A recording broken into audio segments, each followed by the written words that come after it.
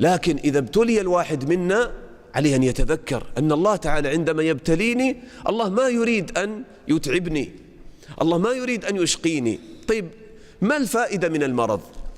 لماذا الله يبتلي عبده بالأمراض؟ لماذا؟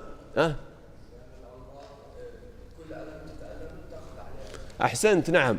إذن المرض أولا كفارة للسيئات ورفع للدرجات. هذا حال المؤمن إذا ابتلي بأي بلاء. يتذكر حديث النبي صلى الله عليه وسلم، قال النبي صلى الله عليه وسلم: لا يزال البلاء، مثلا هذا الحديث، لا يزال البلاء بالمؤمن والمؤمنة في نفسه وماله وولده حتى يلقى الله وما عليه خطيئة.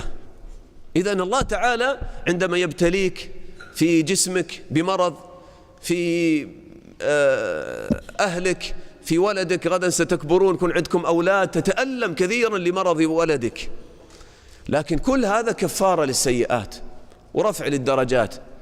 قال النبي صلى الله عليه وسلم: ما يصيب المؤمن من وصب ولا نصب ولا حزن ولا هم حتى الشوكة يشاكها، حتى لو دخلت في رجلك شوكة تتألم، إلا كفر به من سيئاته، لكن بشرط ماذا؟ أن تكون ماذا؟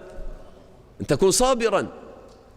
اللي يصاب بالمرض ويبدأ يتسخط: ليش الله أصابني بهذا المرض؟